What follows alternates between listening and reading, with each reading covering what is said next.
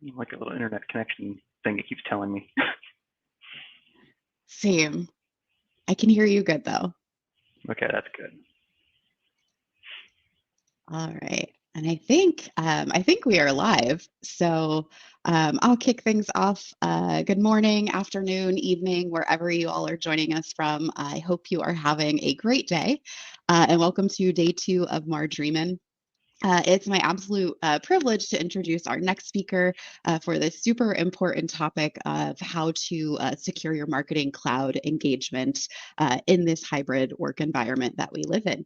So please join me in welcoming my colleague, Mike Morris. Mike, take it away. Thanks, Kayla. Thanks, everyone. I'm glad you're all able to join us today. Really looking forward to this topic.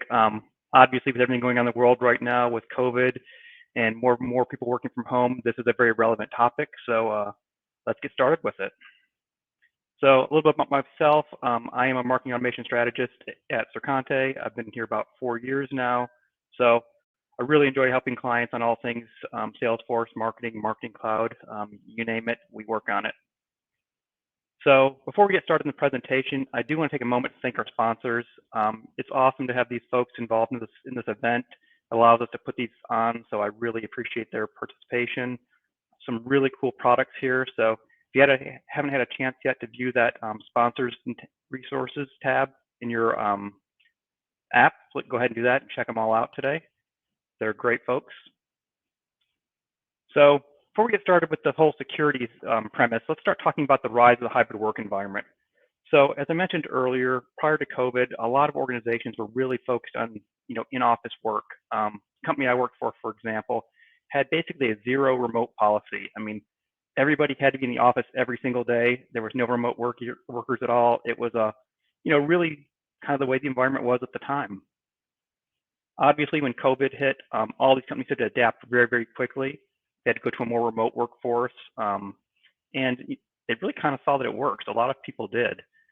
So the real pressing question now is how will this impact the work environment going forward? What will the future be? So I did find some surveys out there. Our friends at Slack did a really cool survey in October 2020. So this was kind of in the, I guess, most, you know, the time when COVID was really kind of hitting still and people really still adapting. And they did a survey basically finding out how workers preferred to work. So 72% said they enjoyed a hybrid model, and they defined a hybrid model as working from home plus one or more other locations. 13% want to be at home full time, and 12% were wanting to work in the office. So, I mean, based on those stats, how do you all feel about those numbers? I mean, basically they're saying 85% of people wanted to work either remote or hybrid. Do you all feel like that number feels about right, or how's that number feel to you?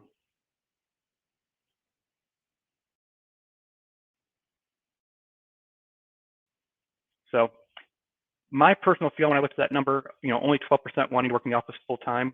12% actually, that seems high to me. Based on what I see and who people I talk to, I figured that number would be much lower. So last week I was actually at Florida Dreamin', and I had the opportunity to survey that crowd.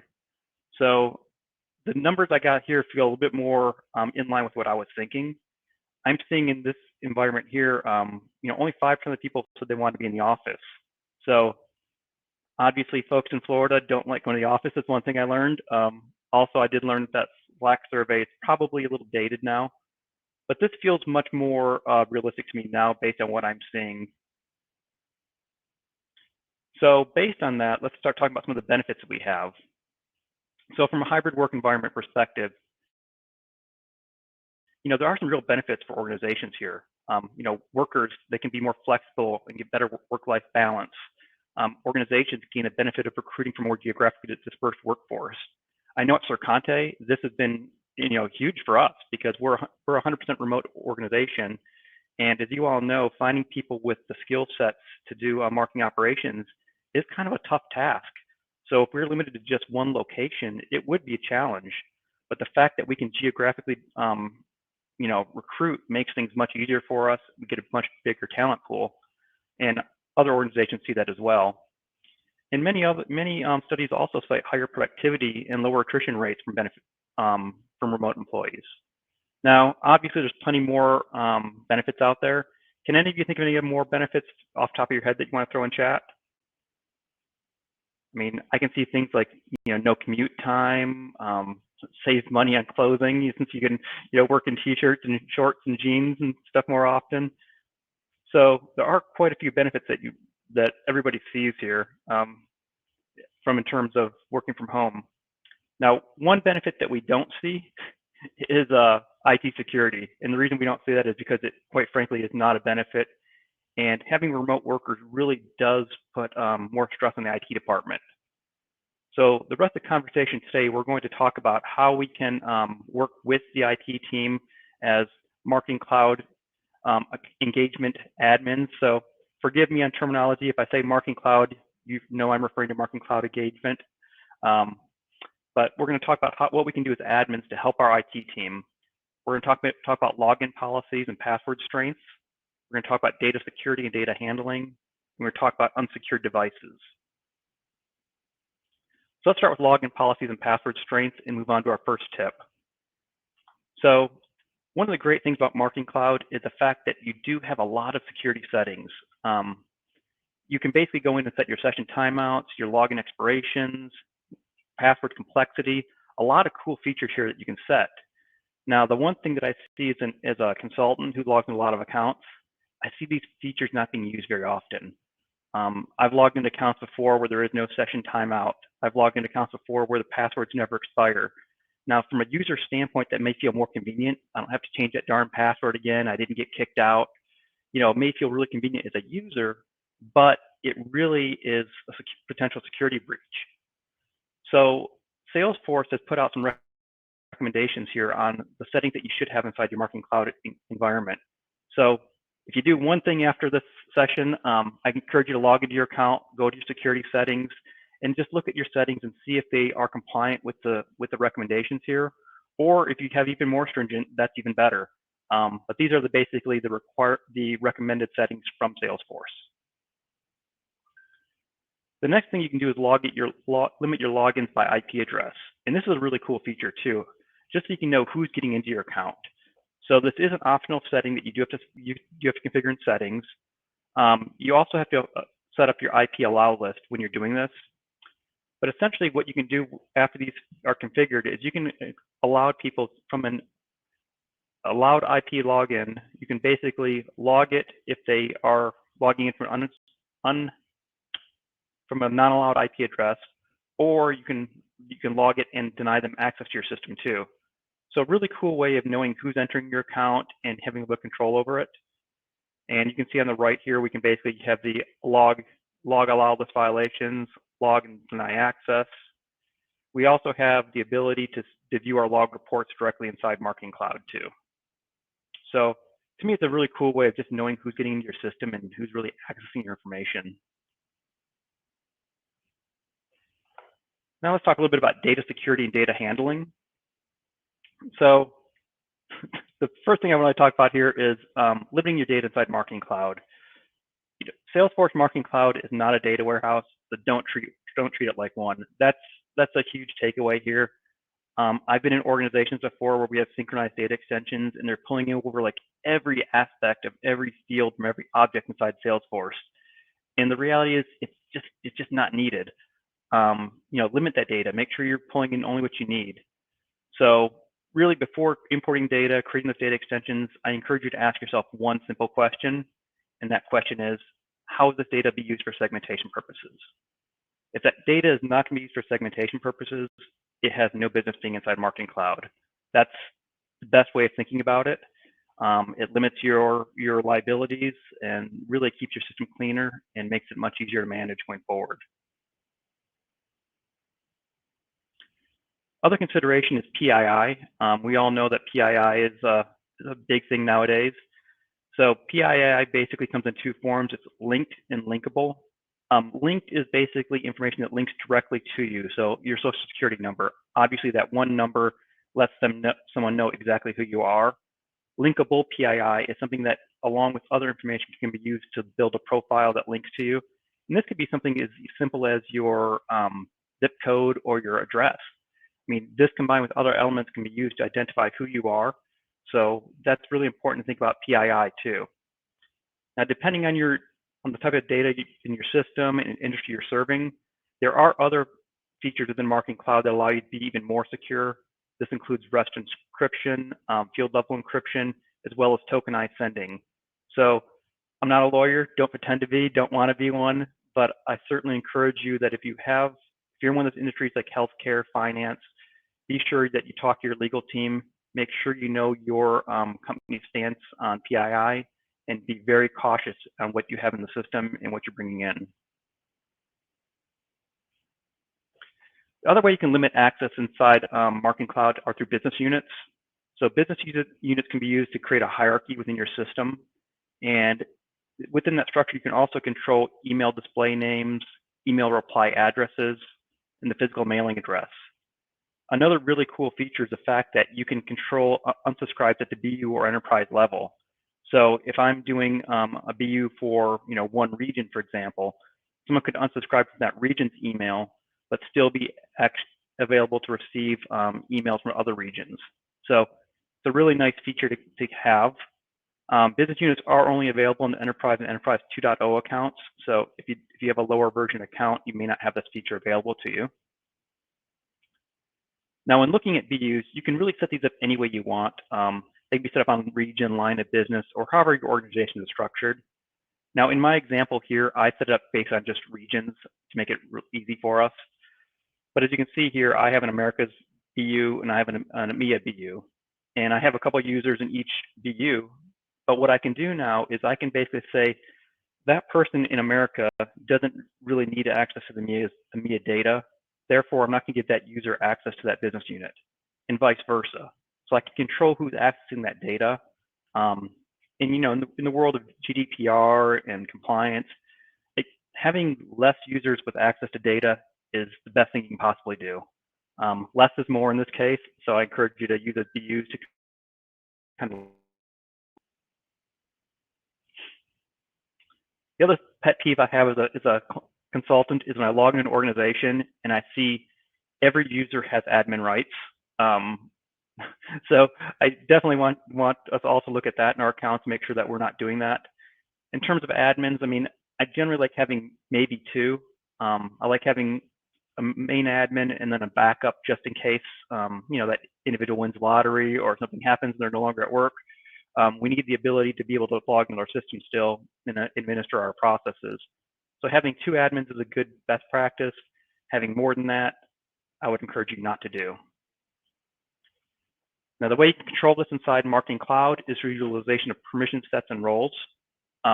Permission sets are really micro-level abilities, micro-level privileges. So these could be things like the ability to create or edit inside Journey Builder. I mean, very, very micro level. And as you can see in this chart here, I have many things hidden here, but there are all kinds of different access points that you can bring in here, allow and deny. Now, roles are basically a roll-up. So basically, they take all these permissions and combine them into a collection. So it makes it easier for you as an administrator to give a certain user multiple permissions without having to go through and tick every little box. Now, within permissions inside Marketing Cloud, it is very granular, as I mentioned, and you have the ability to allow or deny on each level. So if you give permission, obviously that gives the user full access to that particular privilege. If you deny access, that obviously turns them off. They can't do it. In terms of order of operations here, if permission is denied, it is like the master. It's like turns everything off. It's going to always default to the most strict setting. Now, if you go through and you don't check one of those check boxes for either one of those, the permission is not explicitly granted or denied. The system will basically default to deny unless there's another role that grants that permission. So when in doubt, it's going to default to the most restrictive permission. Now, as you can see, I'm going to go back to the previous slide. Setting up all the permissions inside Marketing Cloud, I mean, there's a lot to think about here. There's a lot of things you can do. There's a lot of different areas. So what our good friends at Salesforce have done is they've actually created roles for us, and I highly encourage you to use these roles. they really have thought these out well, and there really is a role for just about every situation you're going to run into. So go ahead and use these roles when you can, and that will prevent you from trying to create a custom role, which to me is just, it adds a level of complexity that you probably don't need to get into right now. Now, if you look at these roles here, you'll notice at the top, these are Marketing Cloud roles. There are two types of roles within Marketing Cloud. There are Marketing Cloud roles, and then we're also going to look at the Email Studio roles in a minute as well. So these control all the things within Marketing Cloud other than Email Studio. Since Email Studio was essentially a standalone product at one point, ExactTarget, it has its own permission sets, its own roles still. So these haven't been fully integrated yet. So as you're working the system, if someone wants to be administrator in Marketing Cloud and Email Studio, you do need to apply both administrator roles to that individual, to that user. So these roles here are used to control privileges within the Email Studio tool. When you're doing multiple role assignment, another thing to keep in mind is the most restrictive is always going to win. So in an example, if you gave someone a content creator role, a Marketing Cloud channel manager, and a marketing viewer roles, they wouldn't be able to send an email. And that's because the Marketing Cloud viewer role is very restrictive and actually would limit that ability to do anything. So you'll have to keep that in mind when you're assigning multiple roles to individuals, that the most restrictive is always going to win when there's a conflict. So some tips for assigning roles. What we want to do here is we want to make sure that you use the default roles whenever possible. When assigning roles, always start with the lowest level that the user permits the user to do their job. So I'd rather start with a low role and have somebody call me and say, hey, Mike, I can't do X, Y, Z. Can you give me a bit more time? Versus giving everybody a very high role where they have too many privileges. Restrict your Marketing Cloud administrator and administrator roles. So definitely, we talked about earlier, we want to limit those administrators to make sure that we're not giving too many people privileges. If multiple roles are assigned, the most restrictive role will win. Another really cool feature with business units is you can have different roles in business units. So you could give me viewer role inside EMEA, an admin role inside Americas, and that way I can still access an EMEA account, but don't have that full administrator right inside that account. So cool way of using roles within business units too. The final topic we're going to talk about today are unsecured devices. So, who should access your data? I mean, having data in the hands of your users can be risky, but to me, the real concern is having data on an unsecured computer. Really, once data leaves Marketing Cloud, all bets are off. I mean, you don't know what that person has on the computer. You don't know, do they have passwords on here? Do they have encryption? Do they have their passwords laying around somewhere? I mean, you just don't know. So the rule of thumb in my eyes is to limit access, limit exports, limit that data leaving your organization. Keep all the data in Marketing Cloud. Don't let it leave unless that user needs it. So the next real question here is, if the user needs data, if the user's job requires data extracts, then I'd give them that permission. If they don't, just don't give to them. And again, just like the roles here, I would default to the most strict behavior here. I would limit all extracts. And then if the user needs it, let them come to you and say, I need the ability to extract data. Don't assume that they need it. So the way you can limit email exports is you can use email export allow lists inside Marketing Cloud. And this allows you to define specific email addresses that can export data. So in this case, you can see my Mike Morris at Sercante email address has been put on the allow list. So I can download from ExactTarget or Marketing Cloud. You can also turn on domain allow lists. So domain allow list allows you to enable an entire domain. So in this example here, I have the entire Sercante domain authorized. So anyone from Sercante can download information. But if you're from another domain, if your contractor was working in this account and they were from a non-Sercante domain, they wouldn't be allowed to access data downloads. Now, these are optional settings. You do set them up under setup and security. Very easy to turn on. And again, I think it's a great best practice just to make sure you know who's accessing your data and where it's going, actually.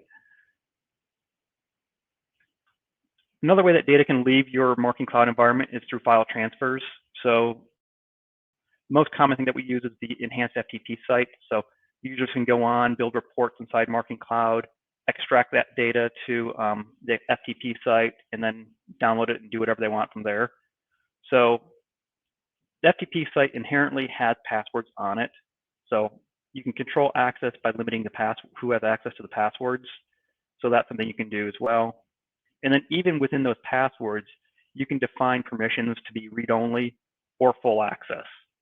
So again, just be certain that you're controlling, who has those passwords, who can access the FTP site, and what they're doing with the data that they can download from the environment. Cool. All right, so we're going to do a quick summary here, and then we'll have time for some questions at the end. So really, when you look at it, hybrid work environments have a lot of benefits for employees and organizations, but security is just simply not one of them. Marketing Cloud, fortunately, has a robust set of tools that can be used to mitigate these risks, regardless of the work locations.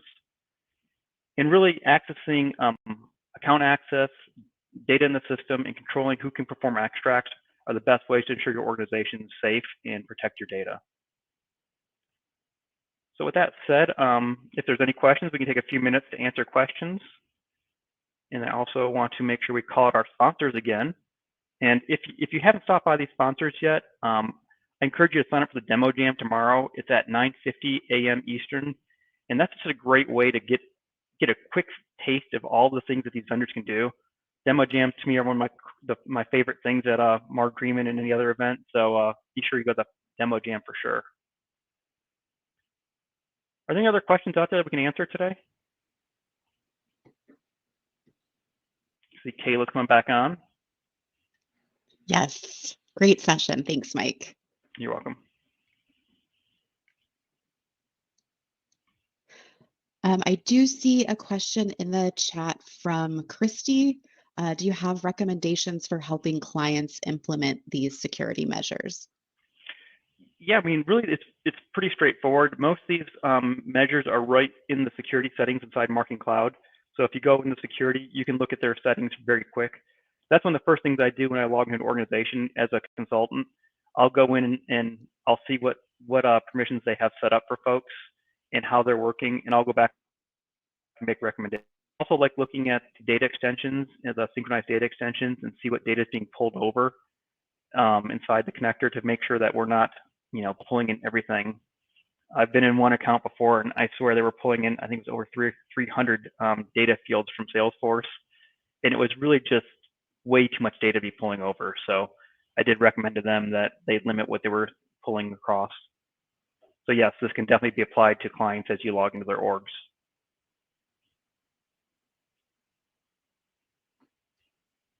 Perfect. Awesome. Any other flags? The thing I didn't talk about today are audit trails. So we did talk about in the roles section here. Where did it go? There is the security administrator role. You can assign security administrator role to a person in your organization, and that allows them the ability to access audit logs. So there are some standard audit logs you can access just on the basic plans. You can also work with Salesforce. There's another tier of like more advanced audit logs that you can download, but those show you who is actually accessing the system and actually taking actions in the system. So that's another thing that it's not necessarily a red flag, but it's a good way to know exactly what's happening in the organization. So it can help you identify any potential risks that you might see.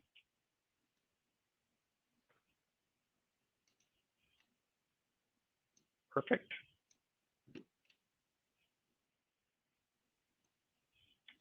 Right. Any other questions today, or is that it from everyone?